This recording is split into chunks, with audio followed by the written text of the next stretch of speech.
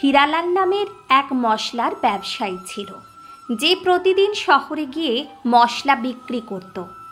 একদিন হঠাৎ করে তার শরীর খুব খারাপ হয়ে যায়, তাই সে সেদিন শহরে যেতে পারে না। তার ছোট ছেলে খেলা বিক্রি করে বাড়ি ফিরে এসে দেখে বাবা বিছানায় শুয়ে আছেন। সে অবাক হয়ে জিজ্ঞাসা করে, বাবা, আপনি আজ শহরে গেলেন না কেন?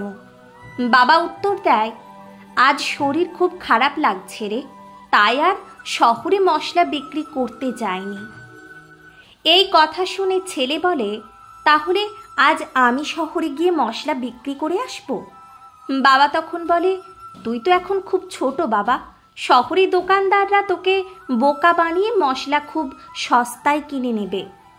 এ কথা শুনে ছেলে হাসি দিয়ে বলে, বাবা, শুধু নামটাই আমার ভোলা, আসলে আমি খুবই চালাক। এই বলে সে শহরে যাওয়ার জন্য জেদ করতে শুরু করে। বাবা তখন ছেলের মাকে ডাকে এবং বলে, তাকে একটু বুঝিয়ে বলো শহরে যেন না যায়। কিন্তু মার কথাও সে শোনে না। শেষ পর্যন্ত বাবা মা দুজনে মিলে তাকে শহরে পাঠাতে রাজি হয়।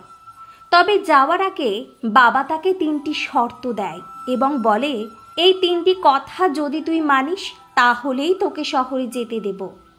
ভোলা বলে, ঠিক আছে বাবা, আমি সব কথা মেনে চলব। বাবার 3টি শর্ত ছিল, তোর মা তোকে কিছু রুটি দিয়ে দেবে, যখন খিদে পাবে খাস, কিন্তু খাওয়ার আগে বলতে হবে 1 খাই, 2 খাই, 3 খাই, 4 খাই।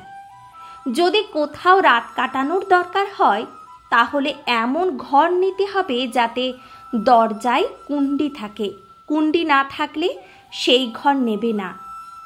যদি কেউ মশলার দাম খুব কম দেয় তাহলে বলবি বাবার সঙ্গে কথা বলে আসি। ভোলা সব শর্ত মেনে শহরের উদ্দেশ্যে রওনা দেয়। শহরে ঢোকার পর কিছু চোর তাকে দেখে ভাবে ওই ঝোলায় নিশ্চয় কিছু দামি জিনিস আছে।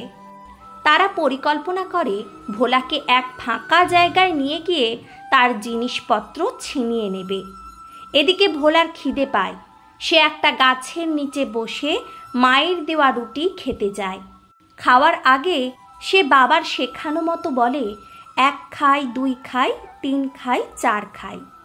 এই কথা শুনে চোররা ভয়ে পালিয়ে যায় এবং দূরে গিয়ে ভাবে, ও তো কোনো মানুষ না, নিশ্চয়ই ভূত। যদি আমাদের দেখে ফেলে তাহলে সবাইকে খেয়ে ফেলবে। ভোলা তখন খাওয়া শেষ করে একটি সরাইখানায় যায় এবং বলে, একটা ঘর চাই। সরাইখানার মালিক বলে, ঘর আছে। ভোলা তখন জিজ্ঞেস করে, ঘরে কুণ্ডি আছে তো? এই কথা শুনে সরাইখানার মালিক ভাবে, এ ছেলে তো বুঝে শুনে এসেছে, নিশ্চয়ই জানে যে চুরি টুরি হয়। তাই মালিক তাকে ঘর না দিয়ে সরাইখানা থেকে বের করে দেয়। এরপর ভোলা মশলা বিক্রি করতে যায়। একজন দোকানদার তাকে বলে, তুমি যে দাম বলছো আমি তার অর্ধেক দেব। ভোলা তখন বলে, বাবার সঙ্গে কথা বলে আসি।